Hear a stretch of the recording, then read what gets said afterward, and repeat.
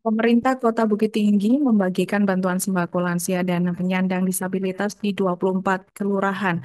Dalam aksi ini, pembagian bantuan yang menyasar 385 orang berlangsung di halaman kantor Balai Kota Bukit Tinggi, Sumatera Barat pada Rabu 3 September 2025.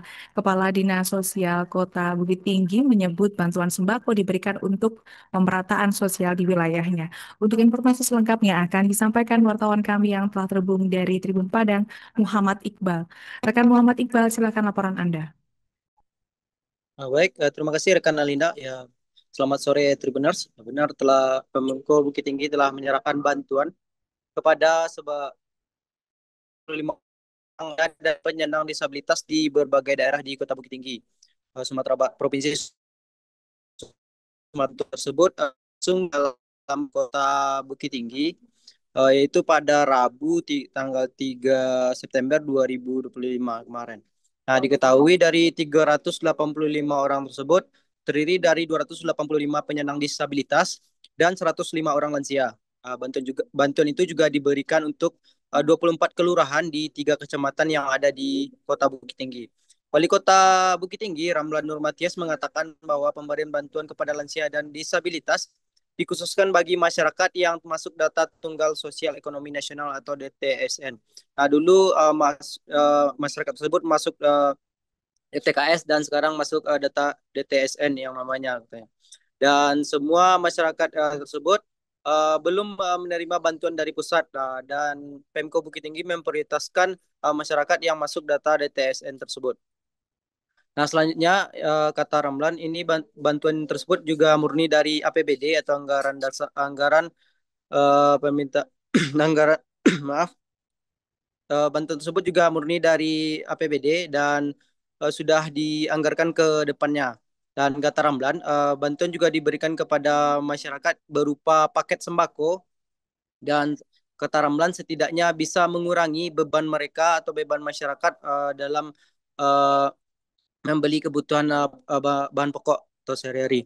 Nah, Ramlan juga menuturkan di dalam paket sembako juga berisi beras, dan berasnya ini merupakan beras lokal yang bermerek Kurik Kusui yang berisi atau beratnya 20 kilogram kepada masing-masing masyarakat, baik penyandang disabilitas maupun lansia. Nah, kata Ramlan, beras lokal Kurik Kusui ini lebih enak dan masyarakat memang lebih cocok mengonsumsi beras lokal katanya. Dan dalam hal ini Pemko Bukit Tinggi juga membantu masyarakat uh, yang tidak mendapatkan dari pemerintahan pusat. Nah, program ini sepertinya akan diadakan juga di tahun depan. Nah, sementara itu, Kepala Dinas Sosial Dinsos Kota Bukit Tinggi, Sanji Faredi, mengatakan bahwa bantuan yang diberikan untuk pemerataan sosial ini berjumlah dari 280 penyandang disabilitas dan 105 orang terdiri dari 3 kecamatan yang total semuanya adalah 24 kelurahan. Nah, yang diberikan kepada mencapai 800.000 dan lansia mencapai 1 juta rupiah per orangnya. Dan sembako ini berupa beras sebanyak 20 kilogram, telur 1 papan, minyak goreng, sarden dan gula. Sedangkan untuk lansia berbeda, sembakonya berbeda, yaitu ada penambahan 4 kotak susu Anlen. Dan sementara itu, Ketua DPRD Kota Bukit Tinggi Joni Fendi juga mendukung program pemerintahan Kota Bukit Tinggi tersebut, dan katanya ini program dasar yang wajib dilaksanakan. Dan itulah yang dapat saya sampaikan pada sore hari ini. Rikan Alida, dikembalikan ke studio. Baik, terima kasih rekan Muhammad Iqbal atas laporan Anda. Selamat bertugas kembali. Untuk melengkapi keterangan kami, pemirsa berikut wawancara bersama pihak terkait. Hari ini kita membagikan sembako untuk penyandang disabilitas sebanyak 280 paket dan untuk lansia 105 paket. Ini adalah bantuan yang murni dianggarkan dalam APBD kita untuk dalam rangka penyelenggaraan kesejahteraan sosial dan juga untuk pemerataan bantuan, karena ini memang kita carikan penerima ini adalah penerima yang termasuk dalam data Tunggal Sosial Ekonomi Nasional desil 1 sampai desil 5, namun belum mendapatkan bantuan dari pemerintah pusat. Wajib terkait dengan pelayanan dasar. Jadi menjadi kewajiban pemerintah daerah untuk membantu masyarakat yang memang membutuhkan bantuan-bantuan sosial, terutamanya mereka yang barangkali secara bantuan nasional tidak dapat. Tentu harus ada intervensi daripada pemerintah daerah untuk menjangkau mereka-mereka yang tidak mendapatkan bantuan dari pusat. Seperti itu, Om. Nah, kira-kira kan ada usulan nantinya dari UDON. Apakah ini akan menjadi prioritas juga? Kita support lah tentunya, karena ini kan menyangkut masalah urusan wajib pelayanan dasar, dan tentunya pemenuhan SPM-nya menjadi salah satu concern kita juga, karena untuk urusan wajib terkait dengan pelayanan dasar itu dimonitoring dengan pemenuhan SPM. Jadi kalau SPM-nya tidak terpenuhi, tentu ini nanti akan menjadi catatan dari pemerintah provinsi ketika mengevaluasi APBD Kota Bukit Tinggi. Tentu kita berharap SPM kita semakin lebih baik dari tahun ke tahun.